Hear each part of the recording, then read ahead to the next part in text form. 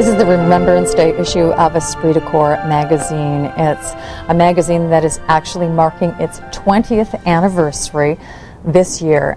Quite a feat when you hear the history and the story behind it. And the publishers and founders are here, Catherine Taylor, Scott Taylor, and you're marking a lot of anniversaries this year. 25th wedding anniversary. You were high school sweethearts, and then after a stint in the military, you decided that military or journalism was going to be your passion, Scott.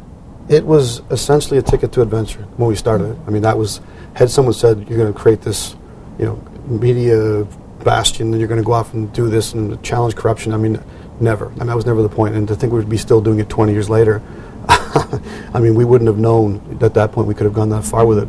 But again, I mean, it was something which it morphed into what it became. I mean, it was, a celebration of the Canadian Forces, a celebration of Army, Navy, and Air Force, as opposed to just my life in the Army. So, a celebration of our Canadian history, our military history. History is a big part of it, yeah. We're looking at the younger you in the Army, and Catherine, it was really, I guess, a time when you were stationed together in Germany that you really started to learn, because you went to art college together. You're an artist, and we're going to talk about your art, but you really did, I mean, you've become a military artist based on, I guess, that stationing, or being stationed in Germany.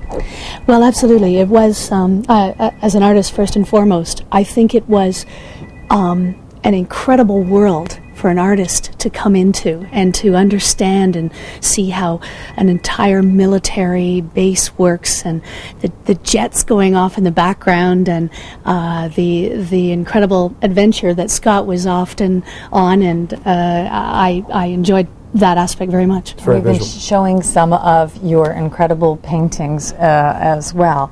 Now, we want to share some of the stories of the veterans, but I also want to say that the magazine's been called The Voice for the Rank and File. It's had many other monikers as well, Scott. Voice for the Grunts, Bone in the Brass Throats, One-Man Army, and that, of course, goes back to that period of time when we were challenging corruption in high places, and I think that's where we established ourselves primarily as an independent voice, which I think is unique in Canada, to have an independent military voice. It's not owned by the government, it's not catering to the defense industry so much. I mean, it became subscription driven, and it was the community's voice, and that's what we've become. I mean, it's not my voice, it's the community. Veterans, a lot of soldiers would subscribe to this magazine. And contribute. I mean, it's their stories, it's their vehicle. Absolutely. Some of the stories that I actually asked you to choose, and it was a very difficult assignment for you to choose a handful that you would like to share with our viewers on this Remembrance Day, stories that have touched you personally over the years. And I guess you wanted to start with this of a very famous veteran,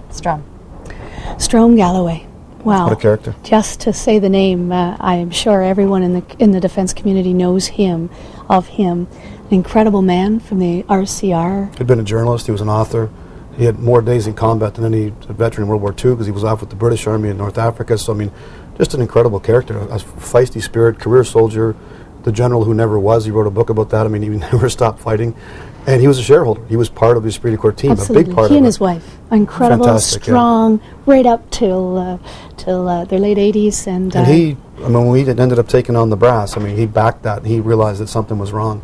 And that kind of thing, I mean, that gave us the grounding, the guidance that we needed to go forward. So he was a tremendous character, and a huge loss. When I mean, eventually, of course.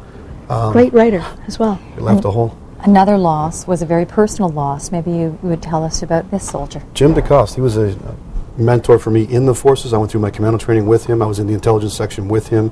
And when I left and got out of the forces, he supported that move in the creating of the magazine. We stayed in touch with him and his wife. Catherine had just been in the Medak pocket, I mean, visiting my battalion and seen him. And I mean, he was her host, if you will. So she was there. And then just days later, when we heard about the battle, and then we got the word that one Canadian soldier had been killed, and it was him. I mean, it just hit us. And that's the first time, I think, if you look at Remembrance. Up until then, we heard about it as a soldier. You went on parade and you listened to the music, etc. But we weren't. It was in the peacetime. It was Cold War. We weren't losing guys. So when all of a sudden those words meant something, and they will not grow old, or they shall not grow old. I mean, all of a sudden it hits you a little differently. And this is somebody you really know, and you knew what impact it had. And now, of course, the dynamics have changed, and it's becoming an all too regular occurrence. But for us, when you lose somebody that's that close to you. He was always such a great soldier too. He really knew how to soldier, and he was very fit. and his wife was a remarkable lady as well. We knew them in Germany right at the beginning. But he was such a mentor to Scott, because Scott always would follow the people that had it in their blood.